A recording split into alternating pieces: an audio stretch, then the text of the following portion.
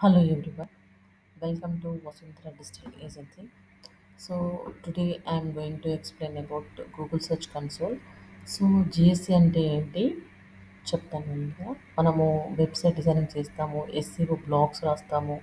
So రాసిన తర్వాత మనము గూగుల్కి మన యొక్క వెబ్సైట్కి వచ్చి ఇండెక్స్ చేయమని, క్రాల్ చేయమని, మన యొక్క కంటెంట్ని చేయమని మనము రిక్వెస్ట్ చేస్తామన్నమాట.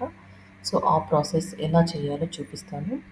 సో దాన్ని గూగుల్ సెర్చ్ కన్సోల్‌లో ఏ విధంగా గూగుల్ ట్యాగ్ వెరిఫికేషన్ చేసుకుంటామో, అప్పుడే మనకు గూగుల్ అనేది మన యొక్క వెబ్‌సైట్‌కి వచ్చి మన యొక్క కంటెంట్‌ని చూసి క్రాల్ చేయడము, లేకపోతే ఇండెక్స్ చేయడము, దాని ద్వారా మనకు అనేది గూగుల్‌లో ర్యాంకింగ్ ఇవ్వడం అనేది జరుగుతుంది.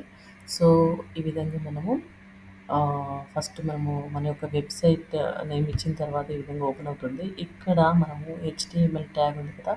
సో దీన్ని కాపీ చేయాలన్నమాట. సో చూడండి, కరెక్ట్‌గా చూడండి. ఇక్కడ మనము కాపీ చేసాము. ఏం కాపీ చేస్తున్నామో ఒకసారి అబ్జర్వ్ చేయండి. సో ఇప్పుడు మనము హెచ్ఎఫ్‌సీఎం ప్లగిన్‌లోకి వెళ్తున్నాము. హెచ్ఎఫ్‌సీఎం ప్లగిన్‌లోకి వెళ్ళిన తర్వాత ఇక్కడ యాడ్ స్నిప్పెట్ అని కనిపిస్తుంది కదా!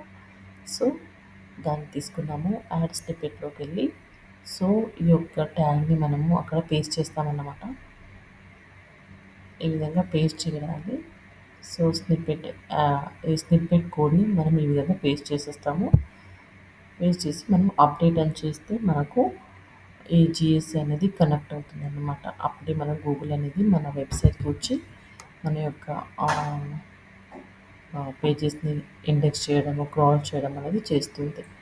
లేకపోతే మనము ఇండెక్స్ ఇవన్నీ చేయకపోతే ఇంత చేసి వెబ్సైట్ డిజైనింగ్ చేయడము, బ్లాగ్స్ రాయడము, ఇవన్నీ కూడా ఒక ఎత్తైతే దానికి కనెక్ట్ చేయడం ఒక ప్రాసెస్ అన్నమాట.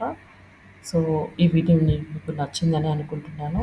సో ఈ విధంగా ట్యాగ్ తీసుకొని ఈ విధంగా వెరిఫై చేసుకోవాలి. చూడండి, వెరిఫై అని వస్తుంది. వెరిఫై ఓనర్‌షిప్ అని వస్తుంది. సక్సెస్‌ఫుల్ అని రావాలి. ఓనర్‌షిప్ వెరిఫైడ్ అని వచ్చింది గ్రీన్ కలర్ బటన్. సో ఈ విధంగా రావాలన్నమాట. And thank you. Thank you for watching.